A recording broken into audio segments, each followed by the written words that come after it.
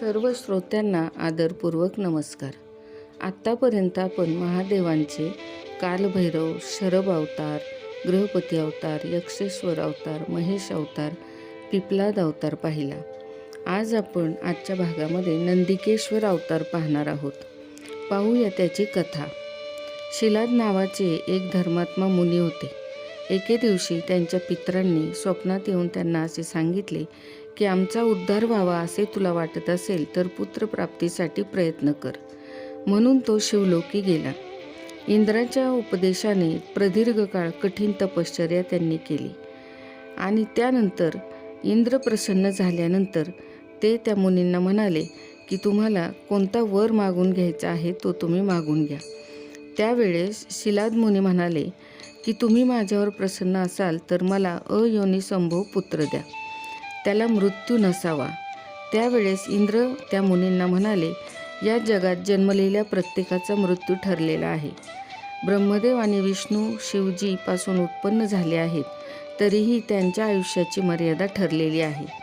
तेही मृत्यूच्या कक्षेच्या बाहेर नाहीत. तेथे इतरांची काय कथा.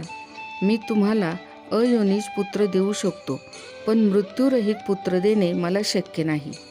त्यासाठी शिवप्रभूंची आराधना करा. त्यानंतर शिलाद मुनी शिवप्रभूंची आराधना करण्यासाठी पुन्हा त्यांनी तप सुरू केले.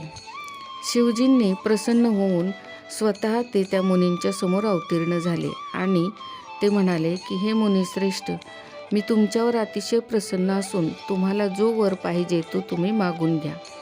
त्यावेळेस शिलाद मुनी म्हणाले की तुम्ही मला तुमच्यासारखा अयोनिज आणि मृत्यूरहित पुत्र द्यावा. त्यावेळेस शिवजी म्हणाले की सर्व काही तुझ्या मनासारखे होईल. त्यानंतर त्यांच्या इच्छेचा मान ठेवून नंदी नावाने शिवप्रभूंनी शिलाद मुनींच्या पोटी जन्म घेतला. अतिशय दिव्य अशी अंगकांती असलेला हा पुत्र अक्षरशः रुद्रासारखाच दिसत होता. त्रिनेत्र, चतुर्भुज, जटामुकुटधारी, त्रिशूळादी शस्त्रांनी युक्त असे बालरूप पाहून शिलादांचा आनंद गगनात मावेना. त्या पुत्रास पाहण्यासाठी एके दिवशी वरुण त्या ठिकाणी अवतरले. त्यांनी त्या मुलाला पाहिल्यानंतर त्यांनी बराच वेळ त्याचे अवलोकन केले आणि शिलाद ऋषींना सांगितले की तुमचा पुत्र जरी शिव अवतार असला, महाविद्वान असला, तरीसुद्धा त्याचे आयुष्यमान फार थोडे आहे.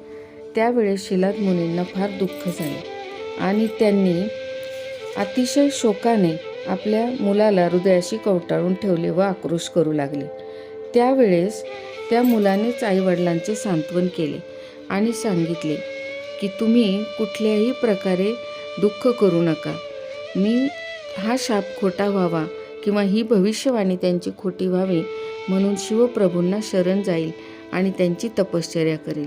आणि खरोखरच त्या मुलाने शिवप्रभूंची तपश्चर्या केली आणि त्यावेळेस भगवान महादेवांच्या भक्तीमुळे भगवान महादेव त्याच्यावर प्रसन्न झाले आणि त्याला गणाधिपती करून नंदिकेश्वर असे नाव देऊन कायमचे आपल्या चरणांशी सेवेसाठी ठेवून घेतले.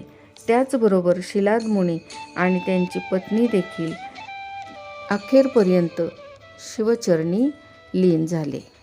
ज्यावेळेस महादेवांनी नंदीच्या अंगावरती आपल्या जटेतून निर्मळ जल काढून शिंपडले, ते दिव्य जल वेगाने वाहू लागले आणि जटोदका, त्रिस्तोत्रा, वृषभध्वनी, सुवर्णोदका आणि जंबू या 5 पवित्र नद्या तेथून उत्पन्न झाल्या. आणि हे पंचनद नावाचे तीर्थक्षेत्र जपेश्वर महादेवाजवळ आज देखील आहे आणि या नद्या देखील उत्तराखंडामध्ये वाहताना आपल्याला आजही दिसतात.